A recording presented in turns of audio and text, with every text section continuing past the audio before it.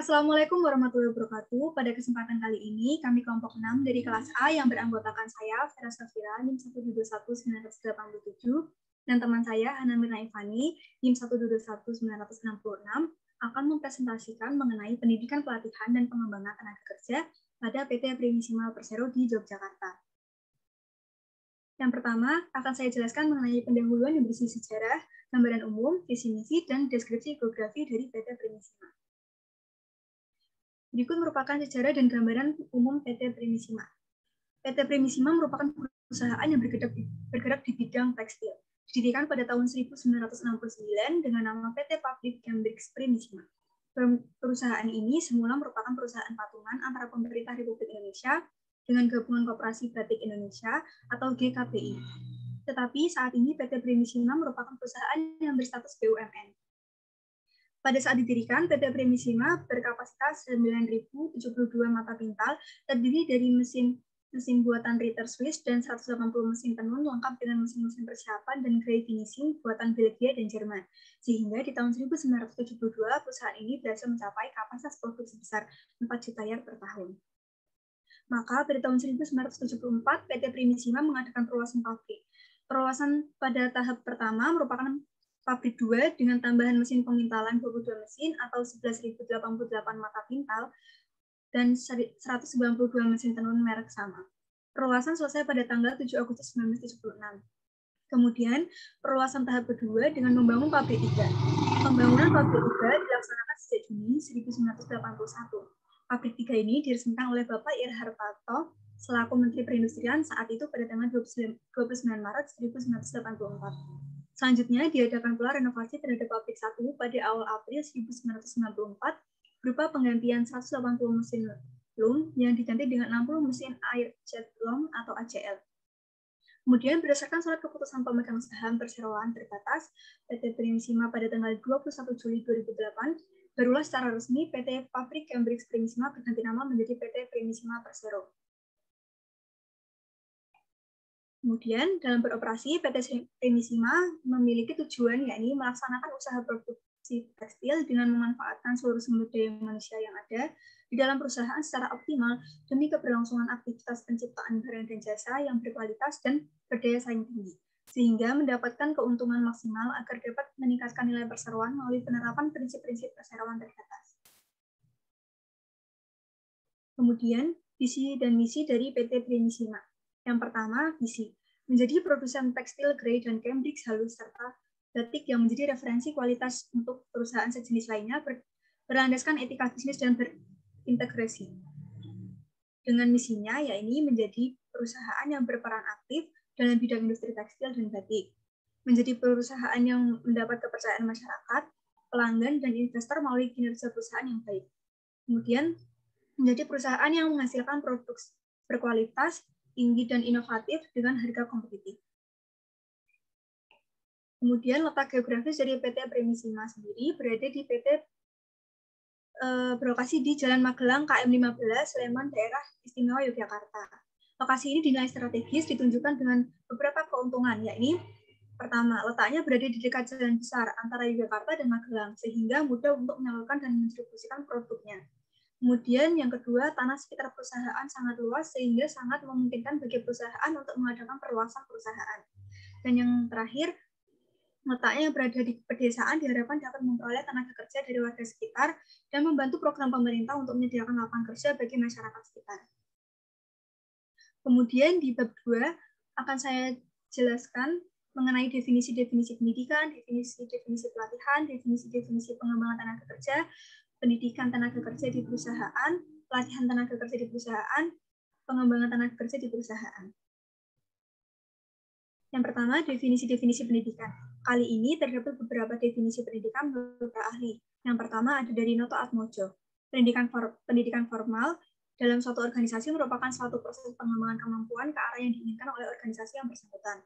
Kemudian oleh Sumanto, proses pengalaman pribadi, baik lahiriah maupun batiniah, keberhasilan seorang manajer tergantung pada pendidikan dan kemampuan belajar dalam lingkungannya. Kemudian menurut Hahorne, proses yang terus-menerus atau abadi dari penyesuaian yang lebih tinggi bagi makhluk manusia yang telah berkembang secara fisik dan mental.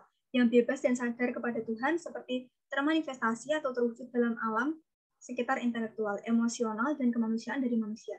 Kemudian dari Ki Hajar Dewantara, tuntutan di dalam hidup tumbuhnya seseorang, adapun maksud dari pendidikan yaitu menuntut segala kodrat yang ada pada seseorang tersebut agar mereka dapat mencapai keselamatan dan kebahagiaan. Sehingga dapat disimpulkan dari pendapat para ahli bahwa pendidikan adalah sebuah program yang mengandung komponen tujuan proses belajar mengajar antara murid dan guru sehingga akan meningkatkan sumber daya manusia atau SDM menjadi lebih baik. Kemudian definisi-definisi pelatihan. Terdapat beberapa definisi pelatihan menurut para ahli. Yang pertama dari Kamil. Pelatihan merupakan sebuah program yang terkonsep guna memperkaya pengetahuan dan meningkatkan keterampilan karyawan secara pesat dan modern, sesuai dengan kebutuhan belajar. Proses-proses edukatif, asesmen, sasaran yang diinginkan maupun tantangan-tantangan yang mungkin dihadapi. Kemudian oleh penggapaian. Pelatihan adalah suatu langkah yang dilakukan yang diharapkan dapat memberikan atau juga meningkatkan keahlian yang diperlukan agar dapat melakukan pekerjaan atau tugas-tugas yang sedang diemban seorang karyawan. Berdasarkan pengertian yang telah disebutkan, maka dapat disimpulkan bahwa pelatihan merupakan bagian pendidikan yang berkaitan dengan langkah pembelajaran agar seseorang bisa mendapatkan dan mengembangkan keahliannya, di samping sistem pendidikan yang telah ada sebelumnya, melalui metode yang berbasis praktik. Kemudian selanjutnya pada bagian 2.3 ada definisi-definisi mengenai pengembangan tenaga kerja. Jadi banyak sekali definisi pengembangan tenaga kerja menurut berbagai para ahli. Contohnya ada Ardana pada tahun 2012 yang mendefinisikan bahwa pengembangan tenaga kerja memiliki tujuan untuk meningkatkan kemampuan secara teoritis, teknis, konseptual, moral, agar prestasi makin membaik dan membuat tercapainya hasil kerja yang optimal melalui pelatihan dan pendidikan. Kemudian menurut Priyansa pada tahun 2014 mendefinisikan bahwa pengembangan sumber daya manusia merupakan suatu proses yang dapat dipahami sebagai langkah menyiapkan karyawan untuk mendapatkan tanggung jawab yang berbeda atau lebih tinggi dari tanggung jawab sebelumnya di dalam suatu perusahaan. Selanjutnya ada menurut Pris yang mendefinisikan bahwa pengembangan sumber daya manusia merupakan suatu proses yang dapat dipahami sebagai langkah menyiapkan karyawan untuk mendapatkan tanggung jawab yang berbeda atau lebih tinggi dari tanggung jawab sebelumnya di dalam perusahaan. Kemudian menurut Noah menjelaskan bahwa ada pendekatan yang digunakan untuk mengupayakan pengembangan karyawan. Ada 4 cara yaitu melalui pendidikan formal, termasuk rancangan program-program di dalam maupun di luar secara khusus yang dipersiapkan untuk karyawan pada sebuah perusahaan. Jadi pendidikan formal ini bisa melalui pemberian materi dari para ahli bisnis, permainan simulasi bisnis, pertemuan dengan pelanggan. Kemudian yang kedua ada metode penilaian, yaitu menggunakan basis data perusahaan sebagai umpan balik terhadap karyawan mengenai gaya, perilaku, model komunikasi, atau keterampilan lainnya. Sehingga dalam penilaian ini digunakan untuk mengidentifikasi potensial pada karyawannya, sehingga mengetahui kelebihan dan kelemahan dari kekuatan dalam diri seseorang karyawan. Yang ketiga ada pengalaman kerja. Jadi model pengalaman kerja ini ada perluasan lingkup kerja, peralihan, rotasi pekerjaan, dan magang di luar perusahaan. Dan yang terakhir itu ada pendekatan hubungan pribadi, yaitu ada 2 cara hubungan pribadi melalui kepenasihatan dan pembinaan. Jadi secara umum, pengembangan tenaga kerja merupakan suatu usaha untuk meningkatkan kemampuan teknis, teoritis, konseptual, dan moral karyawan sesuai dengan kebutuhan pekerjaan atau jabatan melalui pendidikan dan pelatihan. Next. Selanjutnya 2.4 ada pendidikan tenaga kerja di perusahaan. Jadi pendidikan ini bisa dibilang sebagai kebutuhan dasar bagi banyak perusahaan yang akan menerima seseorang untuk bisa bekerja. Bisa dibilang lagi latar belakang pendidikan itu hal kasat mata yang menjadi pertimbangan perusahaan dalam memilih pegawainya. Jadi pengaruh pendidikan tenaga kerja di perusahaan itu apa sih? Yang pertama itu menurut tingkat kemampuan kerja atau the working capacity. Jadi semakin tingginya tamatan pendidikan seseorang, maka semakin tinggi pula kemampuan kerjanya atau produktivitas seseorang dalam bekerja. Kemudian berpengaruh juga terhadap upah atau gaji, karena semakin tinggi pendidikan juga berpengaruh terhadap tingkat upah atau gaji, karena tingkat upah itu akan semakin tinggi dengan kemampuan untuk meningkatkan kualitas seseorang. Kemudian yang ketiga ada kualitas sumber daya manusia.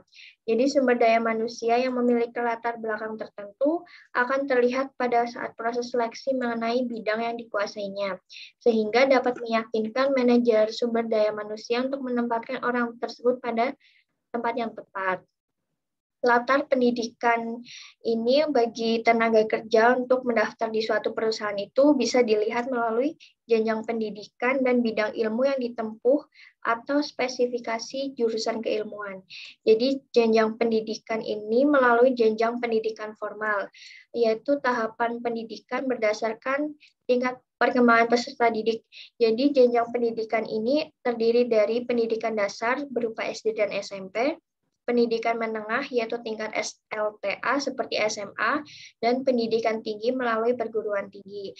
Sedangkan kalau bidang ilmu yang ditempuh itu sesuai kejurusan, yaitu sebelum karyawan direkrut dan diseleksi, terlebih dahulu perusahaan melakukan analisis mengenai kesesuaian jurusan sumber daya manusia dengan kebutuhan perusahaan mengenai spesifikasi untuk menempati posisi agar sesuai. Next. Kemudian pada bagian 2.5 ada pelatihan tenaga kerja di perusahaan. Jadi pelatihan itu definisinya adalah kegiatan yang dilakukan untuk menambah pengetahuan dan keterampilan sehingga dapat memaksimalkan kemampuan karyawan guna meningkatkan kualitas diri sebagai usaha untuk mencapai tujuan perusahaan. Jadi tujuan dari pelatihan di perusahaan ini untuk meningkatkan penghayatan jiwa dan ideologi, produktivitas kerja, kualitas kerja, ketetapan perencanaan sumber daya manusia, sikap moral dan semangat kerja, dan lain-lain. Kemudian ada juga jenis-jenis dari pelatihan tenaga kerja di suatu perusahaan. Yang pertama ada skill training, yaitu pelatihan keahlian untuk mempelajari hal-hal baru yang berhubungan dengan pekerjaan seorang karyawan. Kemudian ada retraining, itu adalah pelatihan yang diberikan kepada karyawan ketika harus berhadapan dengan tuntutan yang semakin berkembang seperti teknologi dan ilmu pengetahuan. Ada cross-functional training, itu pelatihan lintas fungsional yang menganjurkan karyawan untuk menguasai aktivitas di luar pekerjaannya. Yang keempat ada creativity training, itu pelatihan yang menjelaskan kreativitas itu bukan hanya sebuah bakat, tetapi merupakan skill yang bisa dipelajari. Dan yang terakhir ada team training, yaitu pelatihan tim yang memiliki tujuan untuk mengajarkan karyawan agar memiliki kerjasama dengan tim yang baik. Metode pelatihan juga ada yang dapat diterapkan dalam perusahaan. Ada dua macam, yaitu on the job training sama off the job training. Jadi kalau on the job training itu merupakan metode pelatihan yang diberikan kepada calon karyawan yang dilakukan di tempat kerja dan di bawah pengawasan oleh karyawan yang sudah berpengalaman dan terlatih. Macam-macamnya itu ada coaching, rotasi jawaban, penugasan sementara, instruksi pekerjaan, dan apresiasi atau program magang. Sedangkan kalau off the job training itu merupakan metode pelatihan yang diberikan kepada calon karyawan yang dilakukan di luar tempat kerja dan di luar mengerjakan pekerjaan rutin. Tekniknya itu ada teknik simulasi, permainan peranan atau role playing, case study atau studi kasus, latihan laboratorium, vestibul, dan presentasi informasi. Bagian 2.6 ada pengembangan tenaga kerja di perusahaan. Jadi pengembangan tenaga kerja atau pengembangan SDM pada perusahaan dapat diartikan sebagai sebuah aktivitas yang dilakukan oleh suatu perusahaan atau organisasi dalam waktu tertentu untuk meningkatkan keterampilan dan keahlian sumber daya manusia dalam entitas organisasi tersebut. Pada akhirnya, untuk bertujuan untuk meningkatkan produktivitas organisasi secara menyeluruh. Jadi dimensi pengembangan karyawan itu dapat dibagi menjadi 3. Ada fase perencanaan, fase pengarahan, dan fase pengembangan. Fase perencanaan merupakan aktivitas dalam menyelaraskan rancangan karyawan dan rancangan perusahaan mengenai karir di lingkungan sekitar.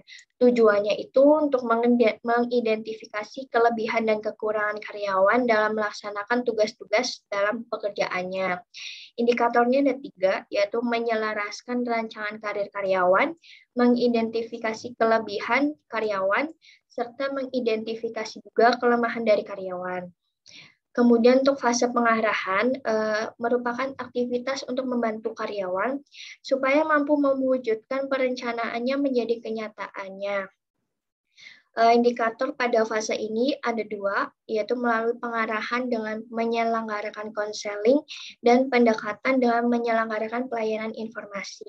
Dan yang terakhir ada fase pengembangan yang merupakan tenggang waktu yang diberikan oleh perusahaan kepada karyawan untuk memenuhi persyaratan yang akan melakukan perpindahan dari suatu posisi ke posisi lain yang diinginkannya, atau dapat dikatakan sebagai promosi dari jabatannya.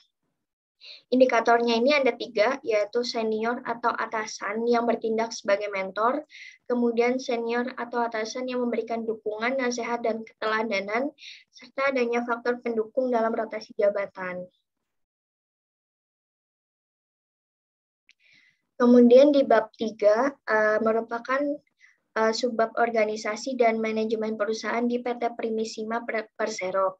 Dalam bab 3 ini berisikan struktur organisasi dan deskripsi tugas jabatan di PT Primisima Persero, manajemen sumber daya di PT Primisima Persero, sistem pendidikan di PT Primisima Persero, sistem pelatihan di PT Primisima Persero, dan sistem pengembangan di PT Primisima Persero. Yang pertama ada struktur organisasi dan deskripsi tugas jabatan di PT Primisima Persero. Jadi struktur organisasi merupakan garis hierarki atau bertingkat yang mendeskripsikan komponen-komponen yang menyusun perusahaan, di mana setiap individu atau SDM yang berada dalam lingkup perusahaan tersebut memiliki posisi dan fungsinya masing-masing. Jadi struktur organisasi PT Primisima Persero ini sudah tertuang berdasarkan SK Direksi nomor 568A pada tahun 2021. Jadi yang kedudukan paling tinggi dipegang oleh Direktur Utama yang bertanggung jawab sebagai pimpinan atas kepengurusan perusahaan berdasarkan tujuan dan kepentingan-kepentingan perusahaan di PT Primisima Persero. Jadi Direktur Utama ini juga menjadi wakil perusahaan di dalam dan di luar perusahaan. Kemudian di bawah Direktur Utama ada jabatan yang dipegang oleh Direktur. Direktur ini bertanggung jawab sebagai pimpinan terhadap kepengurusan di lingkup Direktorat Produksi dan Komersial berdasarkan tujuan dan kepentingan perusahaan. Di bawah Direktur ada deputi, ada deputi komersial, deputi produksi, dan deputi pengawasan internal. Jadi yang pertama itu ada deputi komersial. Deputi komersial ini memiliki fungsi utama untuk menyelenggarakan kegiatan pemasaran produk, penyediaan barang yang dibutuhkan, dan penyimpanan barang-barang sebelum mulai diedarkan ataupun digunakan. Kemudian, kalau deputi produksi itu membantu direksi mencapai tujuan dan target produksi perusahaan melalui pelaksanaan fungsi produksi dan utilitasnya. Yang terakhir ada deputi Satuan Pengawasan Internal atau SPI yang bertanggung jawab terhadap pengawasan internal demi pengamanan kebijaksanaan umum direksi sesuai rencana, standar, target, dan produser perusahaan. Di bawahnya lagi ada bagian sekretariat. Jadi sekretariat di bawah langsung melalui Direktur Utama. Jadi sekretariat ini bertanggung jawab untuk mengurusi komunikasi internal dan sebagai humas eksternal dalam penyelenggaraan kesekretariatan di PT Primisima Persero. Kemudian ada Departemen Keuangan di bawah langsung oleh Direktur Utama, bertanggung jawab terhadap pelaksanaan penyelenggaraan akuntansi perusahaan dan pelaksanaan pokok-pokok dalam bidang keuangan dalam perusahaan PT Primisima. Di bawah Deputi Komersial ada Departemen Komersial yang bertanggung jawab atas tim yang bekerja untuk mengembangkan bisnis baru serta mencari peluang untuk membantu perusahaan PT Primisima agar bisa tumbuh dan berkembang. Jadi divisi yang dibawahi pada Departemen Komersial itu ada bagian pemasaran, penyimpanan, dan logistik. Kemudian di bawah Deputi Komersial ini juga ada Departemen Human Resource Development atau HRD yang bertanggung jawab untuk mengelola SDM mulai dari mengumpulkan manpower atau mengembangkannya menjadi SDM yang dapat bergerak secara terstruktur dan mencapai tujuan dari PT Primisima Persero. Jadi divisi yang dibawahi itu ada bagian ketenagakerjaan dan bagian kesejahteraan dan diklat. Kemudian ada Departemen Produksi yang berfungsi untuk melaksanakan perencanaan, pengkoordinasian, dan pengawasan aktivitas produksi. Divisi yang dibawahi itu ada bagian produksi pabrik 1 dan 2, bagian produksi pabrik 3, bagian maintenance waiving, bagian GF dan PPK, bagian listrik, dan bagian utility. Next.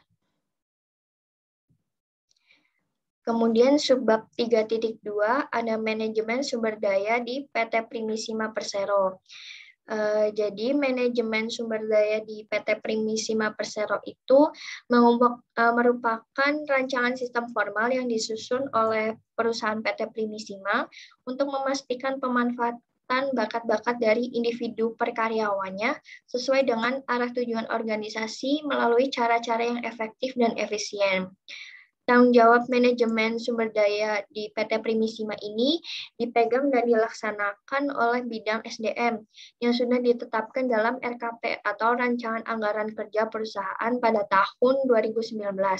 Melalui penetapan program kerja ada 2, yaitu melaksanakan pelatihan untuk peningkatan kompetensi dan ahli teknologi bagi tenaga kerja secara internal dan eksternal, dan melaksanakan pembinaan karyawan untuk meningkatkan motivasi karyawan.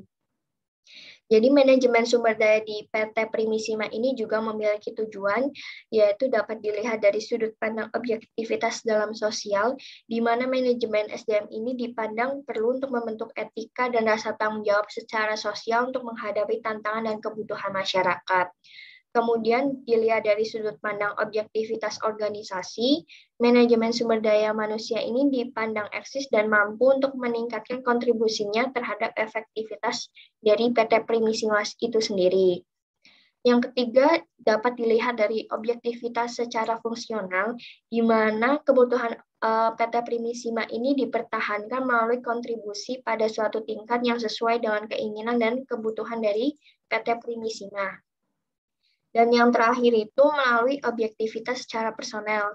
Berarti di PT Primisima itu mewujudkan tujuannya dapat membantu karyawan menggapai tujuan pribadinya agar kontribusi individu kepada perusahaan bisa meningkat. Next. Subbab 3.3 merupakan sistem pendidikan di PT Primisima Persero. Jadi sumber rekrutmen tenaga kerja pada PT Primisima memiliki syarat-syarat pendidikan yang mendukung dalam suatu bidang-bidang yang ada di PT Primisima itu sendiri. Jadi perekrutan di PT Primisima itu dilakukan secara eksternal dan internal. Secara eksternal dilakukan jika departemen yang mengajukan benar-benar membutuhkan karyawan dan dari dalam perusahaan sendiri tidak ada tenaga kerja yang dapat mengisi posisi tersebut. Jadi sumber perekrutan secara eksternal PT Primisima ini melalui kampus recruiting, di mana perekrutan tenaga kerja di PT Primisima ini bekerja sama dengan universitas yang harapannya dapat mengisi kekosongan jabatan dalam PT Primisima menurut kualifikasi yang sudah ditentukan. Kemudian melalui lembaga pendidikan, yaitu dengan prosedur sebagai berikut. Staf pada bagian personal, khususnya di bidang tenaga kerjaan, mengirimkan surat kepada sekolah terkait yang ditunjuk. nantinya akan disampaikan kepada bagian kesiswaan, kemudian dari pihak sekolah akan menyeleksi siswa atau siswi yang dinilai kompeten dan sesuai dengan standar yang diinginkan perusahaan. Sedangkan untuk sumber rekrutmen secara internal pada PT Primisima dilakukan jika tenaga kerja yang bersangkutan melalui kapasitas yang lebih dan berpengalaman yang cukup. Pada PT Primisima ini, sumber rekrutmen secara internal melalui promosi dan rekomendasi karyawan. Jadi, kedua cara tersebut memiliki pendidikan minimal dalam setiap jabatan yang akan diduduki. Kemudian akan dilanjutkan oleh Vera.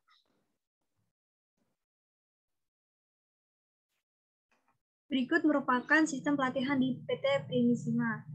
Yang pertama yaitu perencanaan pelatihan. Pada PT Primisima menyiapkan peserta yang akan mengikuti proses pelatihan. Peserta merupakan calon karyawan yang telah lolos proses sebelumnya, yaitu melalui proses rekrutmen dan seleksi yang diadakan oleh perusahaan. Kemudian yang kedua, pengarahan instruksi kerja. Proses ini nantinya dilaksanakan selama 1-2 bulan sesuai dengan kebutuhan dan ketentuan perusahaan. Selama proses ini, karyawan juga mendapatkan upah yang diberikan sesuai dengan masa percobaan yang telah dijalani. Kegiatan ini berupa pelatihan karyawan PT Primisima dilaksanakan melalui metode on-the-job training, yaitu dengan menunjuk supervisor departemen terkait untuk melaksanakan pengenalan, pembimbingan, dan pengarahan terkait lingkungan kerja, teknologi alat perusahaan, dan tugas-tugas yang menjadi tanggung jawab calon karyawan. Dan kemudian, yang terakhir, evaluasi pelatihan.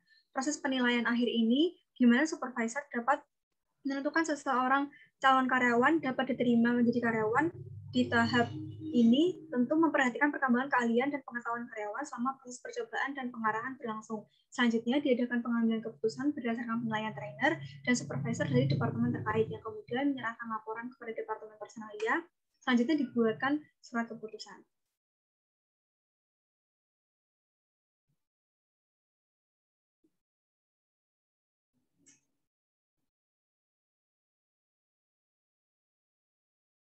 Kemudian 3.5 sistem pengembangan di PT Primisima yang terdiri dari pertama training need analysis. Training need analysis atau bisa disebut sebagai proses analisa penentuan kebutuhan adalah langkah awal dalam melakukan program pengembangan karyawan di PT Primisima.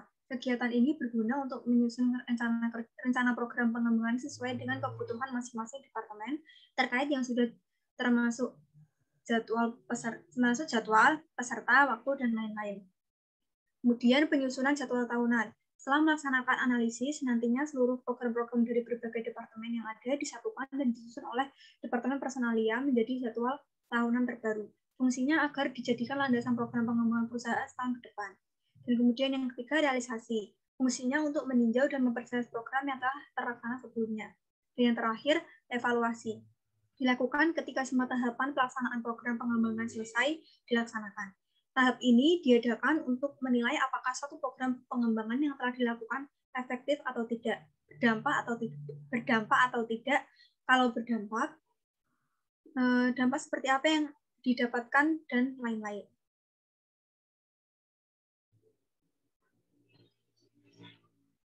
Kemudian di bagian bab 4 ada kesimpulan dan saran. 4.1 merupakan bagian kesimpulan. Jadi sistem pendidikan pada PT Primisima dilakukan melalui metode campus recruiting dan melalui lembaga pendidikan formal. Kemudian untuk proses pelatihan pada PT Primisima dilakukan setelah perusahaan mendapatkan calon karyawan atau melalui rekrutmen dan seleksi yang diadakan. Untuk proses pengembangan karyawannya sendiri dilakukan secara internal maupun eksternal pada PT Primisima. Kemudian dalam hambatan pada proses pelatihan dan pengembangan yaitu adanya keterlambatan pemahaman peserta karyawan terhadap materi pelatihan, keterbatasan informasi evaluasi, peserta yang tidak mengikuti pelatihan secara keseluruhan, dan juga adanya peserta yang mengundurkan diri sebelum proses pelatihan berakhir, keterbatasan penilaian, waktu penyusunan jadwal yang terundur, dan lain-lain. 4.2 ada bagian saran. Saran untuk bagian pelatihan itu perlunya diadakan rekaman video atau rekaman suara agar karyawan dapat mengulang pemahaman materi. Kemudian untuk bagian pengembangan dapat disarankan melalui pelaksanaan metode sistem umpan balik, yaitu penilaian yang dilakukan oleh atasan melalui hasil interaksi dari orang-orang yang dirasa mumpuni. Saran untuk pelatihan bisa dilakukan dengan menyusun saran dan kritik terhadap program pelatihan agar dapat diketahui sejauh mana perkembangan efektivitas metode pelatihan. Dan yang terakhir, saran untuk bagian pengembangan, itu diperlukan proses follow-up dari evaluasi penyelenggaraan realisasi jadwal tahunan sebelumnya agar dapat ditinjau kembali program yang masih dibutuhkan.